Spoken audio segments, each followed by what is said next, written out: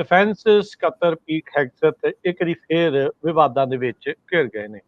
ਇਸ ਵਾਰ ਕਹਿੰਦੇ ਵੀ ਦੂਜੀ ਸਿਗਨਲ ਚੈਟ ਦੇ ਵਿੱਚ ਯਮਨ ਦੀ ਸਟ੍ਰਾਈਕ ਦੀ ਜਿਹੜੀ ਇਨਫੋਰਮੇਸ਼ਨ ਇਹਨਾਂ ਨੇ ਸ਼ੇਅਰ ਕੀਤੀ ਸੀ, ਉਸ ਦਾ ਮਾਮਲਾ ਹੁਣ ਸਾਹਮਣੇ ਆ ਗਿਆ ਹੈਗਾ ਆ। ਸੋ ਡਿਫੈਂਸ ਸਕੱਤਰ ਪੀਟ ਹੈਗਸੈਥ ਜੋ ਕਿ ਅਲਕੋਹਲਿਕ ਕਿਸੇ ਟਾਈਮ ਦੇ ਉੱਤੇ ਜਿਹੜੇ ਉਹ ਰਹੇ ਆ, ਉਹਨਾਂ ਨੇ ਕਹਿੰਦੇ ਵੀ ਇੱਕ ਹੋਰ ਸਿਗਨਲ ਮੈਸੇਜਿੰਗ ਚੈਟ ਜਿਹੜਾ ਉਹ ਬਣਾਇਆ ਸੀ, ਜਿਸ ਦੇ ਵਿੱਚ ਉਹਦੀ ਆਪਣੀ ਘਰਵਾਲੀ, ਉਹਦਾ ਜਿਹੜਾ ਭਰਾ ਆ ਉਹ ਸ਼ਾਮਲ ਸੀ।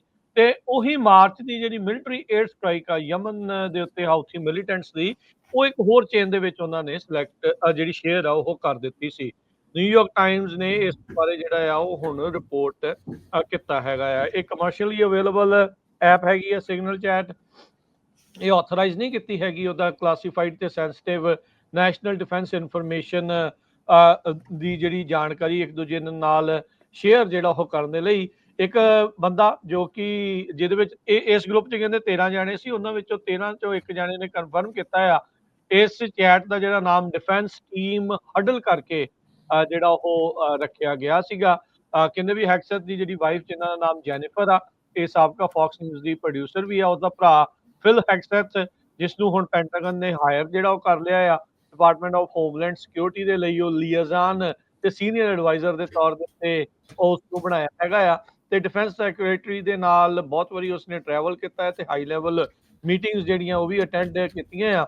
ਅੱਜ ਇੱਕ ਜਿਹੜਾ ਉਹ ਇਨਫੋਰਮੇਸ਼ਨ ਪਤਾ ਲੱਗ ਰਹੀ ਆ ਵੀ ਆਪਣੀ ਵਾਈਫ ਤੇ ਆਪਣੇ ਭਰਾ ਜੋ ਕਿ ਸਿਵਿਲੀਅਨਸ ਇੱਕ ਹਿਸਾਬ ਦੇ ਨਾਲ ਹੈਗੇ ਆ, ਉਹ ਡਿਫੈਂਸ ਦੇ ਨਾਲ ਉਹਨਾਂ ਦਾ ਸਿੱਧਾ ਜਿਹੜਾ ਉਹ ਲੈਣਾ ਦੇਣਾ ਨਹੀਂ ਆ, ਉਹਨਾਂ ਦੇ ਨਾਲ ਵੀ ਉਹ ਸੇਮ 에ਅਰ ਸਟ੍ਰਾਈਕ ਦੀ ਜਿਹੜੀ ਇਨਫੋਰਮੇਸ਼ਨ ਆ ਉਹਨਾਂ ਨੇ ਸ਼ੇਅਰ ਕੀਤੀ ਹੈਗੀ ਆ। ਸੋ ਇਹ ਬਾਰ-ਬਾਰ ਜਿਹੜੀ ਹਰਜੋਤ ਸਿੰਘ ਜੀ ਇਹ ਚੀਜ਼ ਜਿਹੜੀ ਉਹ ਸਾਹਮਣੇ ਆ ਰਹੀ ਆ, ਇਸ ਦੇ ਨਾਲ ਜਿਹੜੇ ਪੀਟ ਹੈਗਸੈਥ ਆ ਉਹ ਲਗਾਤਾਰ ਉਹਨਾਂ ਨੂੰ ਸਵਾਲਾਂ ਦਾ ਜਵਾਬ ਦੇਣਾ ਥੋੜਾ ਜਿਹੜਾ ਉਹ ਔਖਾ ਹੁੰਦਾ ਜਿਹੜਾ ਉਹ ਨਜ਼ਰ ਆਊਗਾ। ਪਹਿਲੀ ਜਿਹੜੀ ਚੈਟ ਸੀਗੀ, ਉਹ ਜਿਹੜੀ national security adviser Mike Waltz ਉਹਨਾਂ ਦੇ ਦੁਆਰਾ ਜਿਹੜੀ ਉਹ ਬਣਾਈ ਗਈ ਸੀ, ਜਿਹਦੇ ਵਿੱਚ ਕਈ ਕੈਬਨਿਟ ਮਿਨਿਸਟਰ ਦੇ ਨਾਲ ਇੱਕ ਅਟਲਾਂਟਿਕ ਜਿਹੜੇ ਨਿਊਜ਼ ਏਜੰਸੀ ਆ ਉਸ ਦਾ ਜਿਹੜਾ ਐਡੀਟਰ ਇਨ ਚੀਫ ਜੈਫਰੀ ਗੋਲਡਬਰਗ ਵੀ ਸ਼ਾਮਲ ਸੀ, ਜਿਸ ਤੋਂ ਬਾਅਦ ਦੇ ਵਿੱਚ ਹੀ ਪਹਿਲਾ ਜਿਹੜਾ ਵਿਵਾਦ ਆ ਉਹ ਪਿਛਲੇ ਮਹੀਨੇ ਜਿਹੜਾ ਉਹ ਛਿੜਿਆ ਸੀਗਾ। ਤੇ ਹੁਣ ਇਹ ਨਵੀਂ ਚੀਜ਼ ਜਿਹੜੀ ਉਹ ਪਤਾ ਲੱਗੀ ਆ ਵੀ ਡਿਫੈਂਸ ਮਿਨਿਸਟਰ ਨੇ ਕੱਲਾ ਉਹਦੇ ਵਿੱਚ ਹੀ ਨਹੀਂ, ਇਨਫੈਕਟ ਇੱਕ ਹੋਰ ਸਿਗਨਲ ਗਰੁੱਪ ਦੇ ਵਿੱਚ ਵੀ ਸੇਮ ਇਨਫੋਰਮੇਸ਼ਨ ਜਿਹੜੀ ਉਹ ਸ਼ੇਅਰ